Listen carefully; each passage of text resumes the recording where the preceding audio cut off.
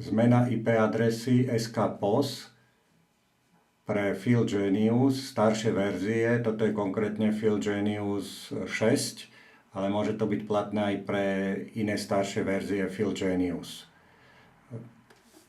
Pustíme si PhilGenius. Toto je PhilGenius, ale platí to aj pre PhilGenius, aj pre iné značky PhilGenius. Vidíte, že tu je verzia 2012 a tu je konkrétne 6097, verzia PhilGenius 6097. Môže to byť PhilGenius alebo aj PhilGenius pre iné značky. Otvoríme si zákazku. Pokračovať. Klasicky pripájate prístroj tak ako doteraz. A teraz tuto konkrétne je to pre FOIV GNSS A20, ale môže to byť aj pre FOIV GNSS A30 alebo aj iné značky. Nastavuje sa to podobne alebo rovnako. Dáme pripojenie. Tuto konkrétne tento prístroj má SIM kartu v anténe. To znamená, že tento prístroj sám zafixoval a rovno nás hodí do merackej mapy. Teraz sa pripája Bluetooth.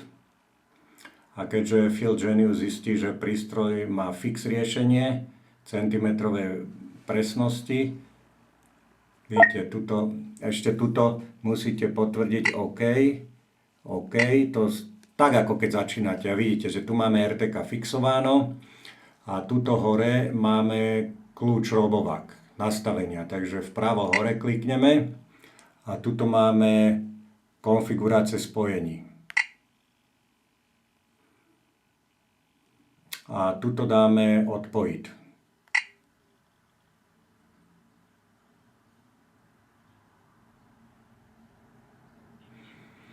A tuto hore máme GSM modul. Pokiaľ tu máte zbier dát internet zvolené,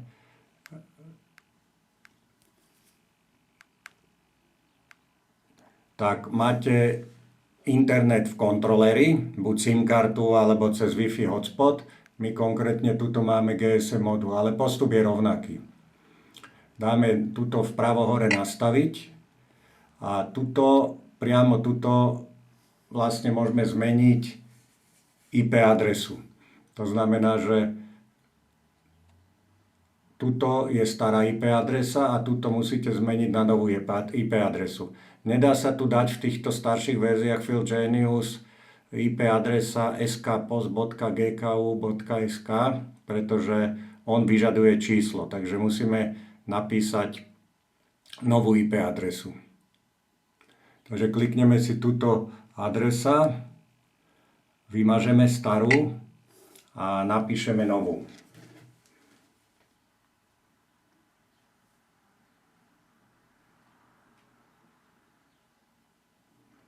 Nová adresa je 193.93.74.56. Tak píšeme 193.74.56. Dáme OK. A vidíte, tuto už máme 193.93.74.56. Port aj meno, heslo, tuto užívateľské meno je užívateľské meno do SK-POS, heslo je užívateľské heslo do SK-POS. Ostatné veci nemeníme. A dáme OK. Tuto necháme, ako bolo nastavené predtým a dáme vľavo dole pripojenie. Teraz sa konfiguruje GSM modul v prístroji. Čaká sa na signál a pokiaľ tuto dole by ste mali mať pri starých prístrojoch, ktoré podporujú len GPS GLONASS, by ste tu mali, keď tu budete mať SK-POS CM3.1, rovno kliknete a máte nastavenie dokončené. Pokiaľ toto tu zmizlo, že už tu nemáte na výber SK-POS CM3.1, prípadne SK Post CM3.2, ale to CM3.2 si dávajte pozor, pri starých prístrojoch to nepoužívajte, pretože oni podporujú len GPS GLONASS a tam by vám to robilo problém fixovaní. Takže pokiaľ máte požiadať o zdrojovú tabuľku, tak kliknite. Len tu je problém, že nie vždy ukáže všetky pripojovacie body. My potrebujeme, aby nám ukázal ten pripojovací bod, ktorý sme mali predtým. To znamená SK Post CM3.1. A toto platí pre všetky staršie prístroje, ktoré majú len GPS a GLONASS.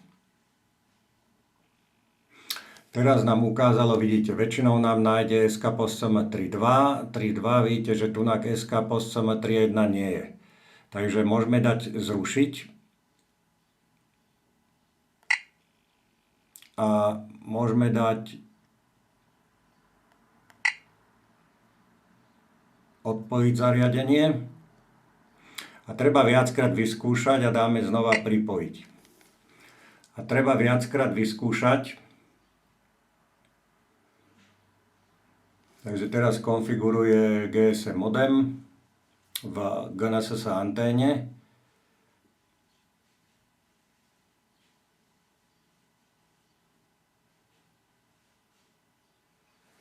Chvíľku to môže trvať.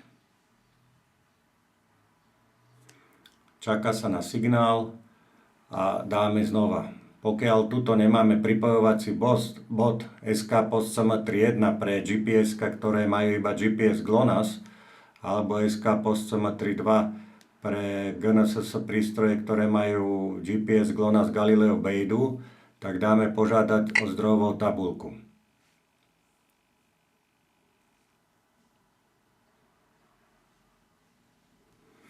Zvyčajne nenačítajú celú, pretože tam je možno problém s rýchlosťou alebo nemá takú kapacitu. Vidíte, že tuto zase máme 3.2. Zase tu nám neukázalo, takže môžete sa pokúsiť viackrát vybrať ten pripojovací bod, ale keď nám to nenájde, ten SK Post CM3.1, keby tu bol 3.1, môžeme skúsiť tento SK Post CM3.2, dáme vybrať a tuto, keď vám ponúkne správny pripojovací bod SK Post CM3.1, tak tu necháte to, čo tu je. Tu necháte RTCM3 a tuto yes. A dáte vybrať. Lenže my máme teraz tu vybraný nesprávny pripojovací bod, tak budeme to musieť ručne zmeniť cez Total Commander a textový editor v inicializačnom súbore.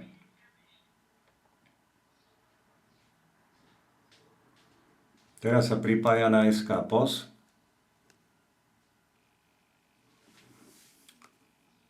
A keďže sme zvolili nesprávny pripojovací bod, tak tunak fix nedosiahneme.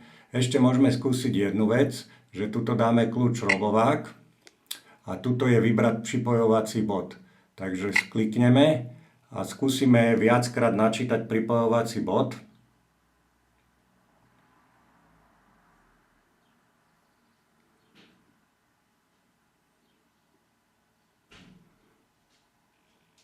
A vidíte, že zase nám tu ponúklo len 3.2 a tieto nejsú pre nás. Tak dáme zrušiť a zase dáme kľúč robovák, vybrať pripojovací bod.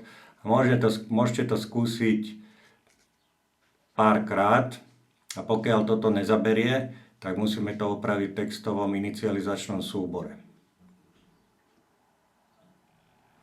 Vidíte, stále nám vyberá iba 3.2, dáme zrušiť a zase dáme vybrať pripojovací bod.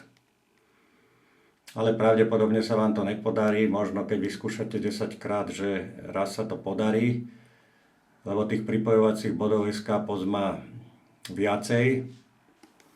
A zase máme 3.2 CMR, stále nám tie isté. Môžeme skúsiť ešte posledný krát.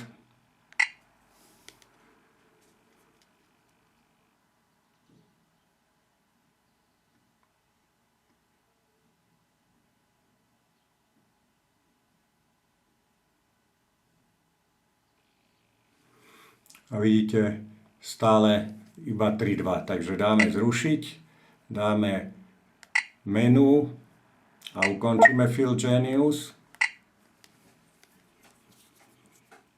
a v menu dáme Start a pustíme Total Commander.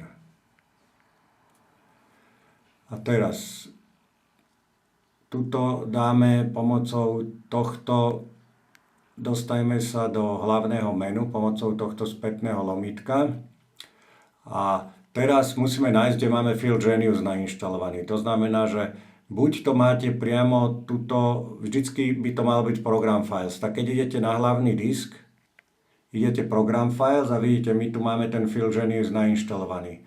Ale môže sa stať, ešte raz pustíme Total Commander, môže sa stať, ja idem znova na hlavný disk, že budete tam mať nejaký disk, napríklad tuto máme external storage, vidíte, že tuto je externý disk, takže môže sa to volať ináč, nejaký inand disk alebo niečo také a môže kľudne to byť aj tu, že idete do toho external storage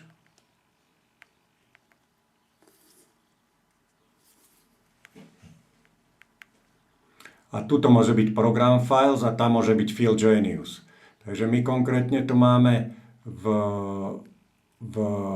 priamo v Program Files a tu je Field Genius. Ale tu môžete mať kľudne aj Field Genius bez tohto FOIF, alebo Geomax Field Genius, alebo South Field Genius. Takže tu môžu byť rôzne verzie Field Genius, ale stále je to ten istý postup. Takže idem do Field Genius, idete do tohto Programs a tunak musíte nájsť súbor msurvey.ini. Toto platí pre staršie verzie, novšie verzie to majú v inom súbore. Novšie verzie to majú v tomto Settings XML, verzia 6 a staršie to majú v msurvey.ini. Takže pozeráme, tuto to nie je ten súbor, tuto je ten súbor. A preto je dobré mať Total Commander, lebo tuto máme ceruzku. Vidíte, tuto vedľa toho mix je taká červená ceruska a dáme to editovať. A tuto máme lupu. A pomocou tejto lupy tuto nájdete text. Buď nájdete vaše meno, heslo SK-POS, alebo môžeme dať vyskúšať, nastavíme tú IP adresu, ktorú sme tam nastavili. Tuto zapneme dole klávesnicu. A prepneme sa na číslo, alebo môžeme skúsiť dať nájsť SK-POS. SK-POS. OK. Vidíte, tuto nám našiel pripojovací bod SK-POS, ten, ktorý sme vybrali 3.2. Vidíte, keď vyberete 3.2, tak môžete zmeniť len jednoducho, že tuto, keď sme v predchádzajúcej časti videa vybrali SK-POS 3.2, CM3.2, vidíte, že SK-POS počiarkovník CM počiarkovník 3.2. Takže tuto pekne vidíte, že tuto máme novú IPčku, meno, heslo, toto je meno, toto je heslo, toto je meno do SK-POS, toto entry username, entry user password je heslo a entry caster mount point to je to, čo nám nešlo vybrať. Takže my keď sme vybrali 3.2, tak je veľmi jednoducho, to vymažeme a prepíšeme na 3.1. Takže je výhodné vybrať SK-POS CM3.2 a potom len zmeniť dvojku na jednotku. Alebo môžete aj takto vylistovať. Že takto, že stránkujete vpravo dole a hľadáte ručne. Až narazíte na vaše meno, heslo do SK-POS. Lebo tam je viacej profilov. A vidíte, tuto máme, alebo môžete dať aj vyhľadávať názov vášho GPS-ka, ktorý používate. Nájde vám ten profil, GNSS profil a tuto nižšie je vlastne, treba zmeniť toto entry caster mount point na SK-POS, počiarkovník CM, počiarkovník 3.1, ale všetko veľkými písmenami. Teraz dáme OK, súbor chcete uložiť yes. Zavreme. Ešte jedna poznámka, že tento súbor vy kľudne, presne ako kopírujete zákazky z Field Geniusa, tak si nájdete tento súbor msurvey.ini. Tento súbor si prekopírujete do počítača, do notebooku alebo do PCčka a tam to zmeníte v textovom editore a spätne ho tu prepíšete. Takže toto, čo sme si robili v PDAčku, vo Windows Mobile, tak môžete urobiť normálne v PC, v notebooku alebo v počítači vo Windows 10.11 preeditovať a naspäť ho sem prepísať, nakopírovať. Takže nemusíte to editovať tu, stačí tento súbor msurvey.ini nakopírovať do počítača, tamto opraviť a prepísať tento starý tým novým. Klikneme a teraz dáme štart. Pustíme FoyFilGenius alebo FilGenius alebo inú verziu FilGeniusu, to môžu byť rôzne značky.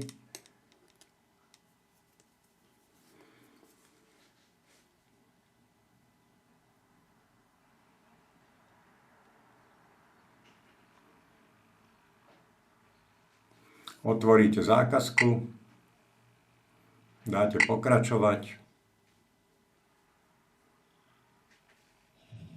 dáte pripojiť prístroj,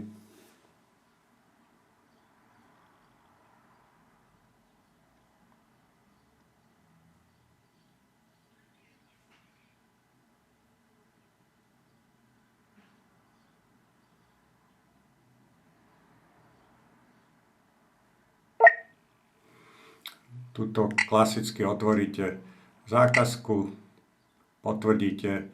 A teraz vlastne, keďže nemáme fixované, tak nám vyhodí túto tabuľku. Tunak v nastavení môžete si ešte skontrolovať, či máte tú novú IP adresu 193.93.74.56. Potvrdíme a dáme pripojenie.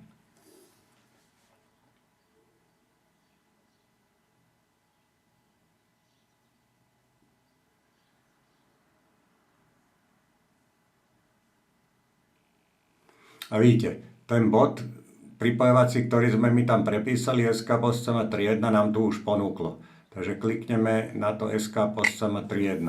Toto vyberáme pre GNSS prístroje, ktoré podporujú iba GPS a GLONASS. Pokiaľ máme GNSS prístroj, ktorý podporuje aj Galileo Beidu, tak vyberáme pripojovací bod SK-POS CM3.2.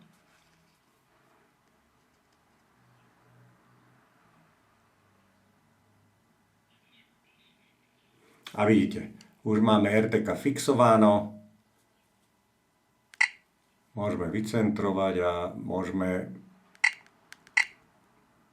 dať zamerať skúšobne bod. A vidíte, už máme zmenenú novú IP adresu pre SK-POS a pripojovací bod máme SK-POS _CM_3.1. Takže teraz môžeme ukončiť FilGenius. Teraz, keď je všetko nastavené a máme nastavený aj SK-POS CM3.1, aj novú IP adresu a všetko sme vlastne poslali do prístroja, tak teraz je potrebné vypnúť GNSS príjimač normálne fyzickým gombikom a zapnúť. A počkať, pokiaľ je SIM karta v GNSS príjimači, počkať, až kým je fix riešenie. Pokiaľ máte SIM kartu alebo používate Wi-Fi v kontroleri, tak vlastne po zapnutí prístroja chvíľu počkáte a pustíte. V obidvoch prípadoch sa pustí znova pre kontrolu FilGenius. Tuto máme konkrétne FoyFilGenius, ale môže to byť aj iná verzia FilGenius. Môže byť to aj čistý FilGenius bez nápisu Foy. A teraz vlastne by sme otvorili zákazku, testovaciu, ľubovoľnú zákazku otvoríte, pokračovať a dáme pripojiť prístroj. Teraz sa pripája Bluetooth.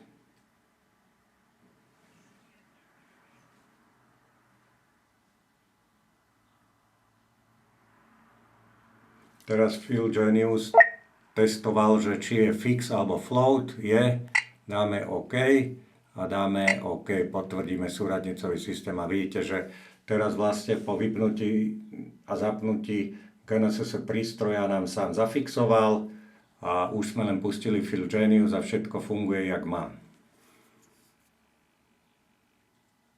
Takže teraz môžeme ukončiť PhilGenius.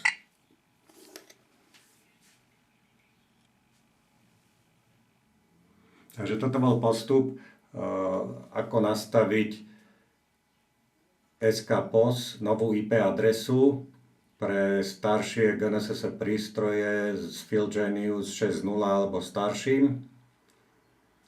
Takže nastavili sme IP adresu aj pripojovací bod. Pripojovací bod SK-POS CM3.1 ste pravdepodobne používali aj predtým, preto ho používajte aj naďalej.